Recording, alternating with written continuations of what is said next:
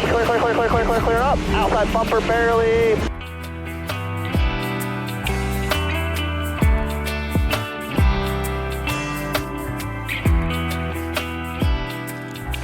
And what's going on, everybody? Welcome to another episode of Historic Hot Laps.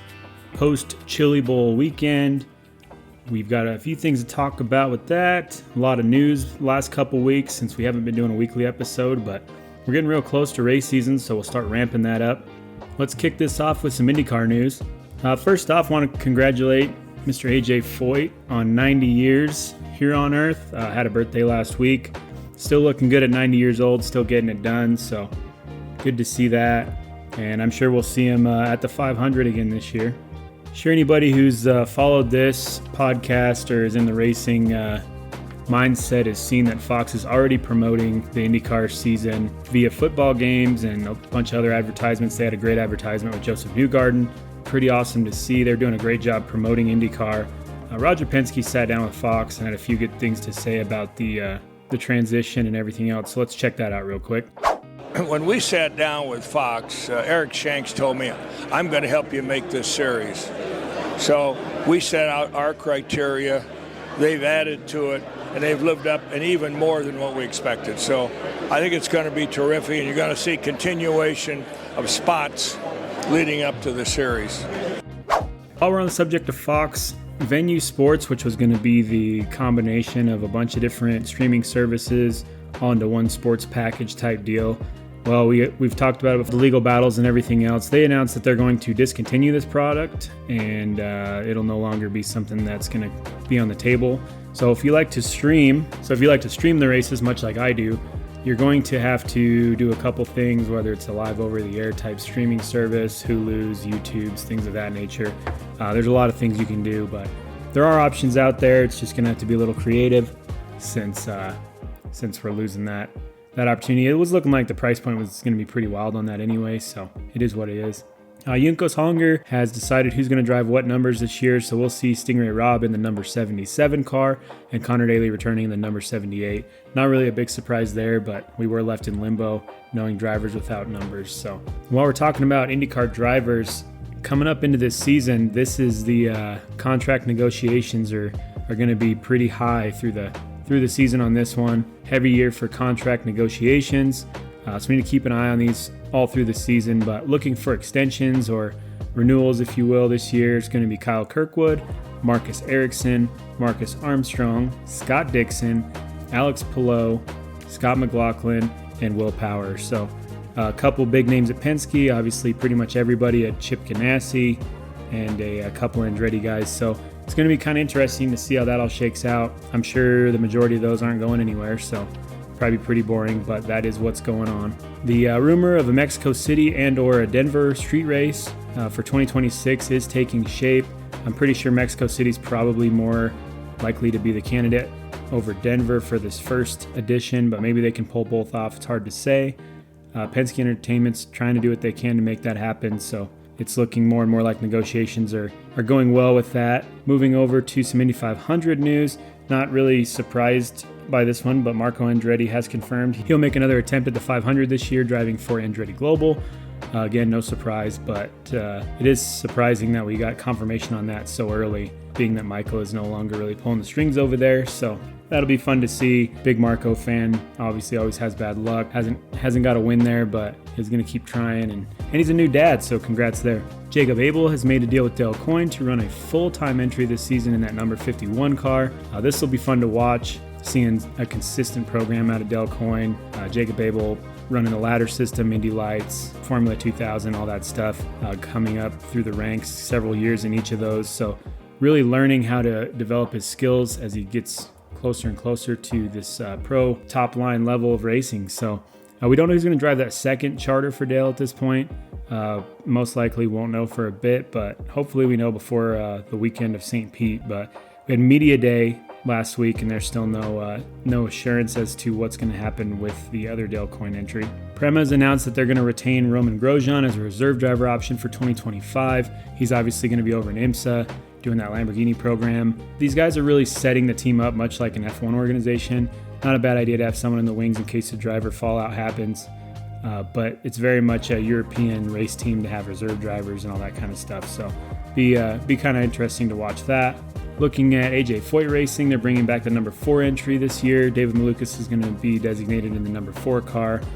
That car hasn't ran for 3 seasons, so it's going to be kind of cool to see the number 4 out on track again. Sounds like there's a rumor, and this is all rumor, nothing's been confirmed yet, that there's going to be a joint effort with Chip Ganassi Racing in the Indy 500 this year.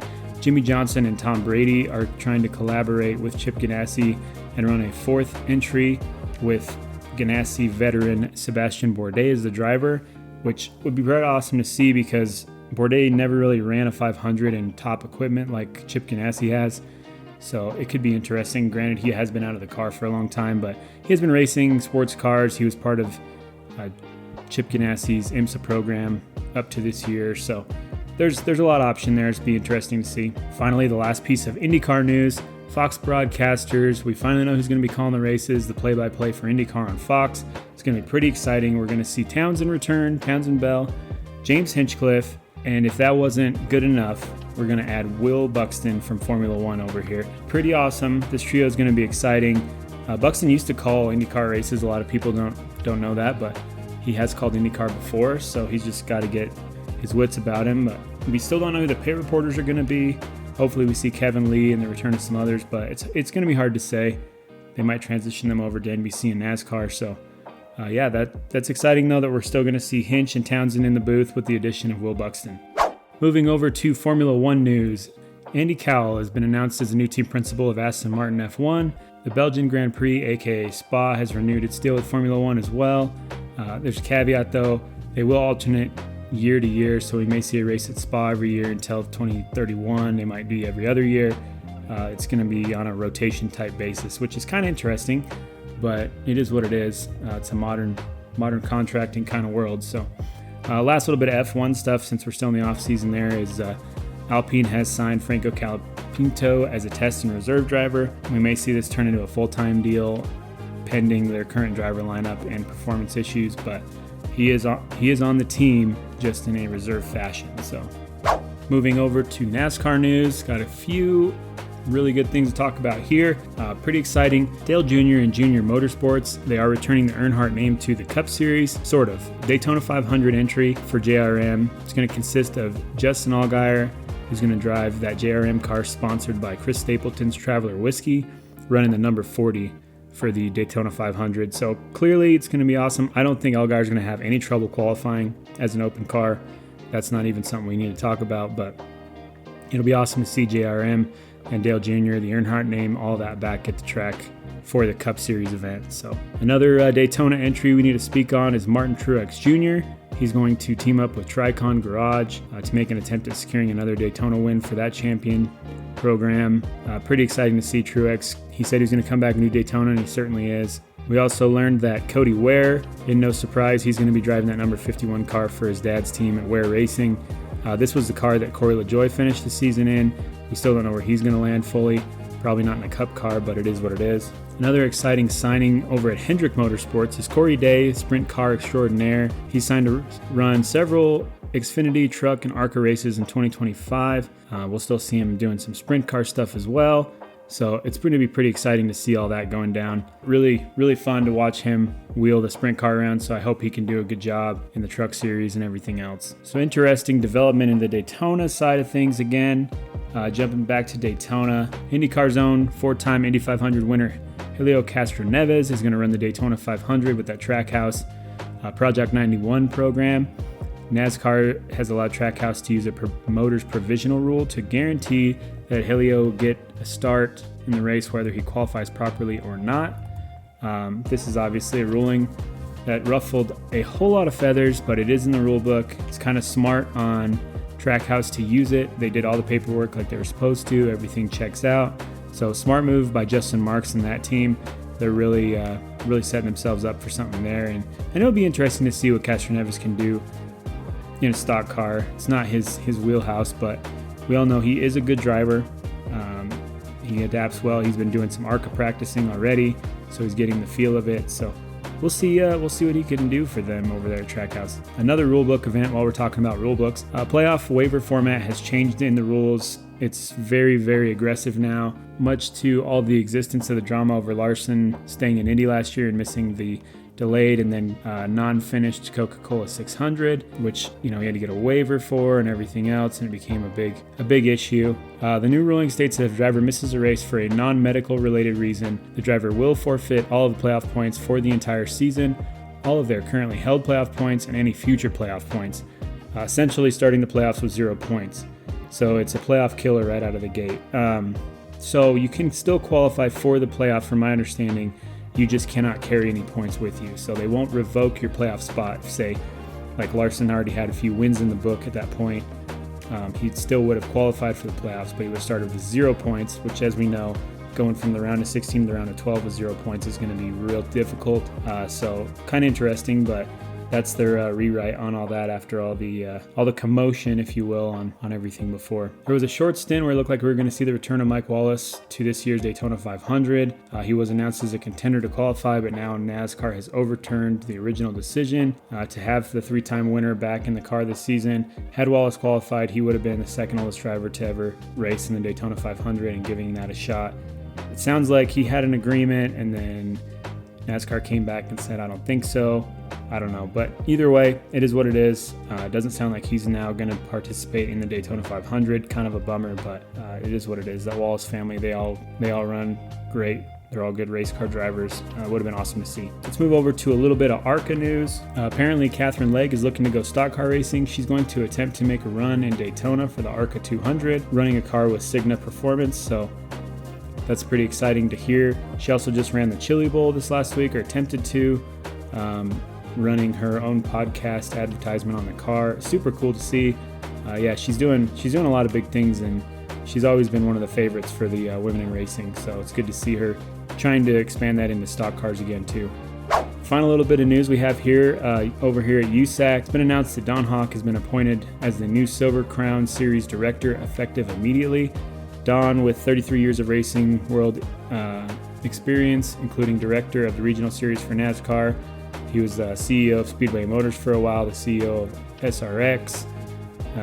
He's got a ton of experience, so it should be no problem running that Silver Crown division. It basically runs itself anyway.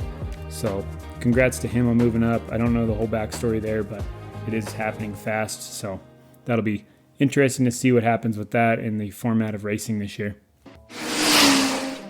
All right, let's talk race recap. It's going to be kind of quick. So we've got, while we're here, the IMSA 24-hour roar before the 24 is going on right now. I'm not going to cover a whole lot of that, as there's a lot of practicing and that kind of thing. It's kind of hard to read off of what's happening there, but it is exciting that our car's on track there. But the main recap we need to talk about is Chili Bowl. It's Chili Bowl week in Tulsa. Tulsa Expo Center sold out for the week of action, and there was a ton of it. There's a lot of flips, tore up race cars. We saw new faces in the lineup, some returning champions. Leading up to Saturday's main event, we began the race that was a Monday night with the Race of Legends, which we saw Mr. Young Money himself, Kyle Larson. He got the Legend Night win on that one. Super awesome to see. Tuesday qualifying, we saw Landon Brooks become victorious in that one, taking the feature win there. Wednesday's feature winner was Emerson Axum. Super cool. See some of these guys competing against some of the bigger names. Thursday winner, Tanner Thornton. He locked himself into Saturday's main event with that Thursday night feature win. Friday feature went to Logan Seavey. He took the Hard Rock qualifier victory there, qualifying himself for the Saturday finale. So this leads us up to Saturday night. We're starting the race with Kyle Larson in pole position. And then we all know that's a dangerous, dangerous place for the rest of the field. If Kyle Larson's up front right out of the gate, he has to make a mistake, step on his like we've talked about before, whatever it might be, to ruin his chances of winning. But he held it off for the entire 40-lap feature, grabbing the win, taking home his third golden driller. Young Money does it again. The guy always comes out and shines when it counts. It was pretty cool. Jeff Gordon was there watching all these Hendrick guys race around too, because most of them are dirt racers. So that was awesome to see. So we got to see his boss there watching him win and everything else. So pretty cool. We got a few clips to listen to of drivers talking about their experience. We'll start off with Kyle Larson and work our way out. But that's the race recap. So let's hear what they had to say about it. We learned that this advocate screw and flea can rebuild a car when you think it's totally junk. Man, there are times in racing where sometimes you're the ball and sometimes you're the pin. We were the damn pin all night long. We have rode the roller coaster of Chili Bowl tonight with just fantastic hot laps, upside down, new race car, 5th to 2nd heat, getting taken out last lap coming to the flag, into transfer at sea, just getting hit, flipped again. I mean, I'm not gonna lie, probably I'm having a blast. As much as this is what it is. I mean, I'm happy that I'm okay. A lot of that has to do with the safety of your ride, safety of the start of the seat, and the Ultra Shield. You know, also hats off to this crew. I haven't seen anyone put a car together that was this bad, cracked in 3 or 4 spots since Detroit 2021 when I was driving for Ray Hall and they rolled out a tub. So, like I said, I can't thank Webco, all of our sponsors enough, Trey and Air, White Wines, Abacus. I never can thank Lee enough.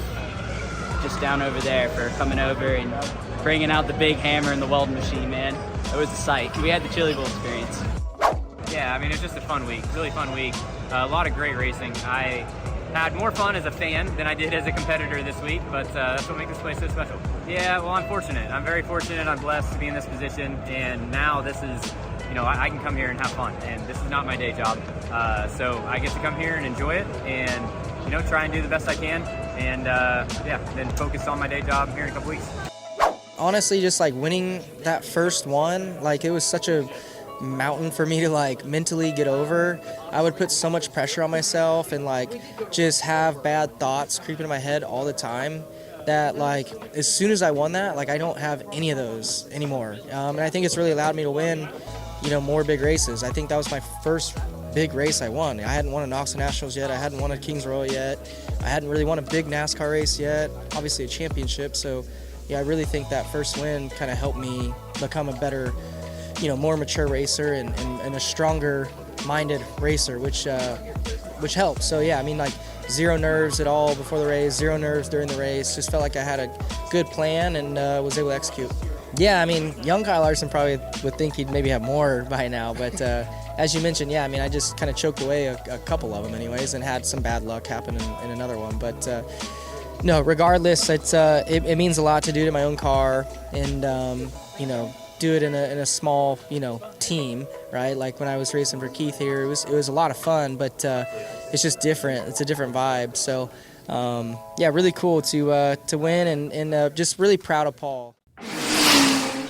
All right, y'all, we're going to do things a little different on this one. There's been a lot of talk about what's going to happen with Colton Herta or some of these other drivers with Cadillac coming in and super license points and things like that. So per the title of this episode of WTF is a super license, let's talk about what the is a super license. So we hear all the time Formula One about super licenses and the point system and drivers who can qualify and some can't.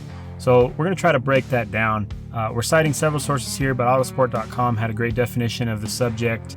So quoting them, a super license is a qualification provided by the FIA, which determines if a racing driver is eligible to compete in F1. Super licenses were introduced during the early 1990s to stop lesser skilled drivers from entering F1.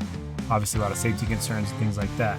As some may have reached the pinnacle of motorsport due to their financial backing, but not necessarily the skill, right? So in order to qualify for a super license, a driver must perform well in various championships across several years, so it encourages them to build their way through the ranks before reaching Formula One. Once a driver has earned a super license, it costs money to renew each year, and the better one does, the more expensive the license is. Makes sense, right? But money is a factor of all of it, so the better drivers have to pay more to keep driving. It's a bit of a racket, but it's part of how the system works. So those drivers also usually have better salaries. So I guess one balances the other. So let's talk about how do you get a super license. Another great breakdown from Autosport.com. So thank you to them. To qualify for an FIA super license, a driver must accrue at least 40 license points over a 3-year period in lower racing categories. 25 points for winning Formula One Regional European Championship, 30 for an F3 title, 40 for an F2 title. Things like that. So basically, if you're a rookie or you win an F2 title, you get a super license. If you're rookie year in F3 and you win the title, you still have to, win a couple races another season or something else to get another 10 points. Must be 18 years old to qualify for a super license, though there may be special circumstances for like a 17-year-old and season starter and stuff like that. I believe Max Verstappen was one of the recipients of that. Maybe Liam Lawson as a tester, I think. Not necessarily a full driver, but as a test. I can't remember. But so here's another article from the FIA International Sporting Code about the super license. It says, at the sole discretion of the FIA, a driver judged to have recently and consistently demonstrated outstanding ability and maturity in a single-seater Formula car competition may be granted a super license at the age of 17 years old. So again, Max Verstappen being one of those, which is still winning championships today, so makes sense. There are several other stipulations for an FIA super license, such as a driver must hold an international grade A competition license, have a valid driver's license in their country of origin, pass an FIA theory test on the F1 sporting codes and regulations, basically just a rule book type test, complete at least 80% of 2 full seasons in a single-seater championship. So you can't go out, win 5 races one year, win 5 another, and then get a super license. You have to participate at a lot of various tracks and 80% of the time. Accumulate at least 40 points over 3 years. We talked about that. Be at least 18 years old, but an exemption may be made. We talked about that. Complete 300 kilometers in a representative F1 car over no more than 2 days as either an official F1 session or in a test certified by the National Racing Authority. So you'll see a lot of the young driver program guys coming up and doing the test. We saw it this year at the end of, Bahrain? We saw a bunch of guys testing there. A lot of testing counts towards the super license stuff in the Formula One seats. So why do drivers need a super license in Formula One? It all comes down to safety. We talked about that a little bit. Some drivers come from rich families and they can fund the seat, but if they don't have the skill, they're just putting everybody else on track at risk. Keeps things equal among driver skill and keeps people honest of their skill set, right? In the highest level of motorsport. But at the end of the day, it comes down to the safety of all the other drivers. Another thing drivers can earn points for on their super license, 1 point for driving at least 100 kilometers during a free practice session for up to 10 points, 1 point awarded per World Championship event. So they can get 10 points if they hit 10 different free practice sessions in the season, but that would take a lot from the manufacturers to hand out for that to happen. 2 points for completing an FIA championship with a penalty point system without receiving any penalty points. So you get 2 points for super license if you just don't do anything dirty, don't have any issues on track in Formula 3, Formula 2, any of those things. 5 points for winning a Grand Prix, and if multiple drivers complete a season competing in the same car, they will be awarded a fraction of their points according to the category. So platinum and gold ranked drivers get 100% of the points, silver ranked drivers get 75% of the points, bronze drivers get 50% of the points, and so on. And drivers without any category won't receive any points. So let's talk about how points are distributed amongst all the series, or some of the more common ones, as they're not all the same. So here's where things kind of differ. So this is, INDYCAR podcast, Formula One podcast, NASCAR, all this stuff. It has to be open wheel, so there's 0 points for any kind of stock car racing and things like that. So basically all of the rankings that are covered, all of the series, you've got Formula 4, Euro Formula Open, the W Series, Indy Lights, Formula Regional, which would be Asia, Americas, Euro Cup, Japanese Cup, Super GT, GT 500s, FIA World Endurance Championship, LMP2 class, because that's the only class they cover for that, except for they also do hypercars when they're open wheels, so I guess I shouldn't have said that, but it is FIA World Endurance Championship for hypercar and LMP2.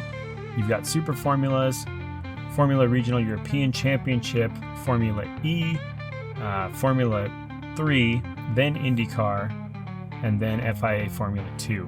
Which is kind of interesting that F2 and INDYCAR have such a gap, because I'm obviously a little biased, but if you win first place in Formula 2 or INDYCAR, it's worth 40 points. If you win first place in Formula 3, Formula E, or hypercar class in the FIA, it's 30 points, and then it goes all the way down to 12 points for Formula 4. Second place is where things really start to differ. Formula 2, second place is still worth 40 points, but INDYCAR is only worth 30 points.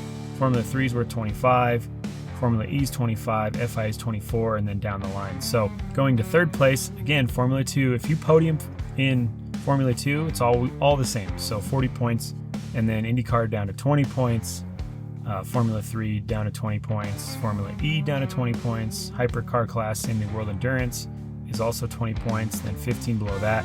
So you get the gist. It comes and goes based on your performance and what class you're in. So really where you start to run out is anything under the Hypercar class for FIA World Endurance Championship, basically worth nothing. 9th place is good through Super Formula, then 8th place. There's a couple of random one-offs for Super GT, but we're talking 1 point, 2 point here, that kind of stuff. So overall, kind of a breakdown of what exactly a super license is and how it works.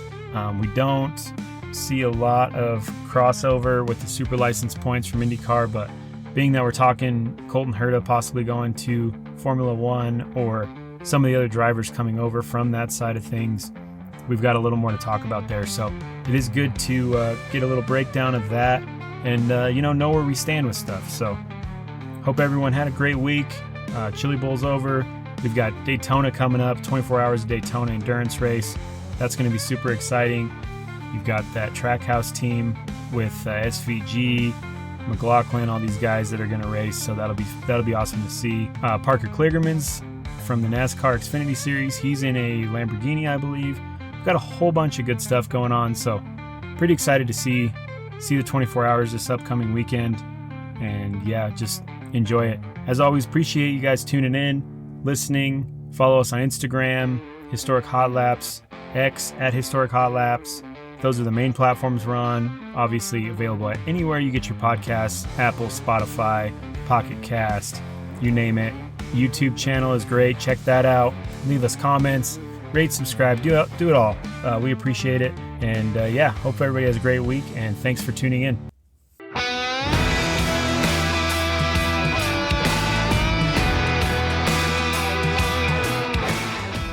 Thank you for sharing your time with us. If you enjoyed today's episode, make sure to subscribe and leave us a review wherever you listen to your podcasts. Don't forget to follow us at Historic Hot Laps on X and all your other social platforms for the latest updates and sneak peeks into upcoming episodes. You can reach out to us directly at historichotlaps@gmail.com. Send us your feedback, questions, comments, opinions, and additional subject matter you'd like us to cover. Thanks for tuning in.